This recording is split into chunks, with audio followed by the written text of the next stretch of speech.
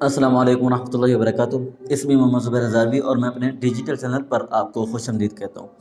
ناظرین کرام، امید ہے تمام احباب خیر و عافیت کے ساتھ ہوں گے۔ اللہ تعالیٰ آپ کو ہمیشہ خوش خرم رکھے۔ معزز و محترم سامعین کرام، شاید آپ نے سن بھی لیا ہوگا، اگر نہیں بھی سنا تو جس طرح آپ نے ٹائٹل میں دیکھا ہے کہ مفتی عبدالواحد قریشی دامت برکاتہم العالیہ کی طبیعت انتہائی خراب ہے۔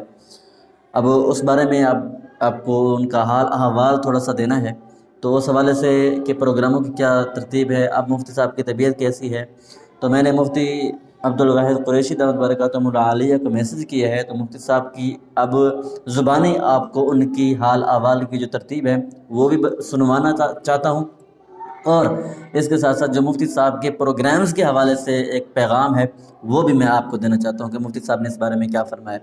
تو مفتی صاحب نے اس بارے میں المختصراً یہ کہ جو احباب جن کا سندھ کا دورہ تھا، 3-4 پروگرام تھے، وہ مفتی صاحب نے ان سے معذرت کی ہے، لیکن انہوں نے کہا کہ اگر آپ چاہتے ہیں کہ میں آپ کو کوئی اور مقرر خطیب بلوا کر دے دوں جس کے بارے میں بھی آپ کہتے ہیں، تو مجھے بتائیے کہ میں ان کو فون کر دوں گا، وہ آپ کی مقررہ تاریخ تک پہنچ جائیں گے۔ ایک بات۔ دوسری بات یہ ہے کہ اگر آپ اپنا جلسہ کینسل کرنا چاہتے ہیں تو اپنا پروگرام کینسل بھی کر دیں، ابھی 4-5 دن باقی ہیں۔ تیسری بات یہ ہے کہ اگر اپنی چوائس پر آپ اس جلسے کے لیے کوئی متبادل الٹرنیٹ لینا چاہتے ہیں، اس کے لیے کوئی الگ سے کوئی بندہ مینج کرنا چاہتے ہیں، تو آپ وہ بھی کر سکتے ہیں، لیکن آپ اس بارے میں مجھے مجبور مت کیجیے گا۔ تو اب آئیے مفتی صاحب کی زبانی مکمل طور پر مکمل وضاحت جو ہے وہ مفتی صاحب کی زبانی ہم آپ تک شیئر کرتے ہیں، تو سماعت کیجئے۔ اب مفتی صاحب اس بارے میں، اپنی طبیعت کے بارے میں کیا کہتے ہیں، کب سے خراب ہوئی ہے اور اب کی کیفیت کیسی ہے مفتی صاحب کی۔ تو میں نے یہ ایک میسج ان کو کیا، تو اب ان کا آگے پیغام آپ خود ملاحظہ کر لیجیے۔ السلام علیکم ورحمۃ اللہ وبرکاتہ۔ اللہ پاک آپ کو خوش و خرم رکھے۔ آج چھٹا دن ہے، میری آنکھ میں تکلیف جاری تھی مسلسل۔ میں نے سمجھا وہ پنجاب میں چھوٹی سی جیسے بیماری آئی ہوئی آنکھ کی، یہ وہی سلسلہ ہے، لیکن آج اسپیشلسٹ کو دکھایا ہے تو ان حضرات نے کہا کہ ہم آپ کو دوائیاں دے رہے ہیں، یہ مستقل 15 دن آپ استعمال کریں۔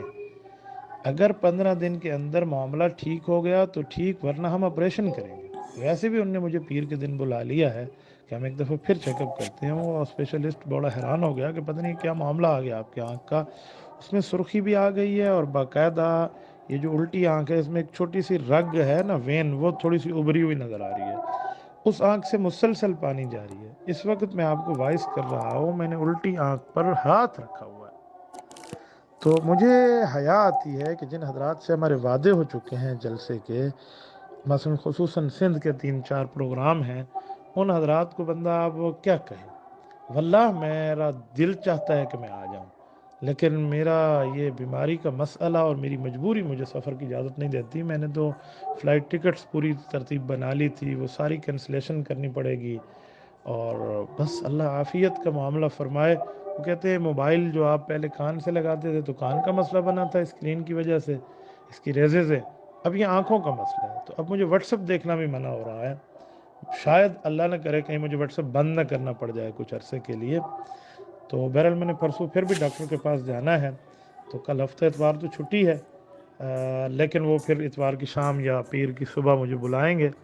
تو دعا کریں اللہ آپریشن سے بچا لے، دوائیوں سے مسئلہ حل ہو جائے۔ آج میں تقریباً کوئی دوائیوں کا وہ تھیلا بھروا کے لے آیا ہوں، جمعہ کے بعد سے میرا مسئلہ زیادہ خراب ہو گیا ہے۔ اب آنکھ اتنی دکھتی ہے کہ الامان والعافیس۔ میں اس وقت پین کلر کھا چکا ہوں جس سے درد ٹوٹتا ہے، درد کے خاتمے کی دوائی ہے۔ تو جن حضرات کے پروگرامز ہیں ان سے ذرا تہ دل سے معذرت کر لیں، ابھی ماشاءاللہ 3-4 روز باقی ہیں، 5 روز، تو وہ حضرات اگر کوئی بندوبست فرمانا چاہیں متبادل کا تو بندوبست فرما لیں، مجھے کہیں گے جس ساتھی کے لیے، میں اس کو کال کر دوں گا تاکہ وہ ان کے پروگرام میں چلا جائے۔ اصل میں سارے حضرات مجھے کہہ رہے تھے کہ اول سے ہی آتے، ورنہ میں خدا کی قسم سفر کرنے پہ تیار تھا۔ صبح تک بھی میرا ذہن یہی تھا کہ خیر ہے، چھوٹا موٹا مسئلہ ہے، لیکن جب ڈاکٹری رپورٹ آئی اور یہ پانی آنکھ سے مسلسل جاری ہو گیا تو اس آنکھ میں اب دھندلا نظر آنا شروع ہو گیا ہے۔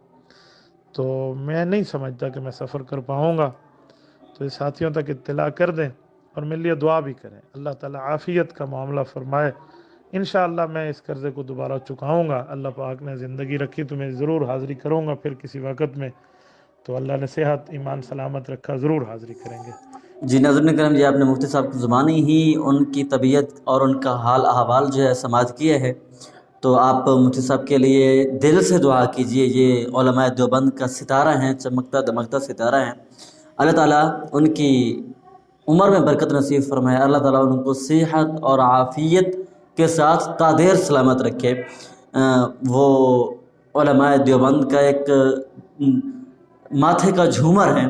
تو میں اب جو بھی الفاظ زبان سے ذکر کر رہا ہوں، میں یہ سوچ کر ذکر کر رہا ہوں کہ یہ جو بھی الفاظ ہیں یہ ان کی شایان شان نہیں ہے، لیکن ایک اپنے اندر کی آواز، ایک اپنے اندر کے جو جذبات ہیں وہ میں آپ کے ساتھ شیئر کر رہا ہوں۔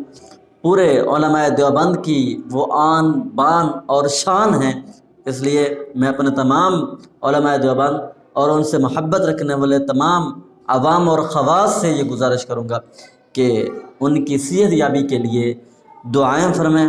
جتنے بھی ہمارے دوست دیکھ رہے ہیں، ہماری ماں بہنیں دیکھ رہی ہیں، تو اپنی نیک دعاؤں میں اپنے تہجد کے وقت قرآن کریم کی تلاوت کے بعد، فرض نماز کے بعد ان کے لیے خصوصی دعاؤں کا اہتمام کیجیے۔ پھر ملاقات کرتے ہیں اگلی ویڈیو میں، تب تک کے لیے اللہ حافظ، والسلام علیکم ورحمۃ اللہ وبرکاتہ۔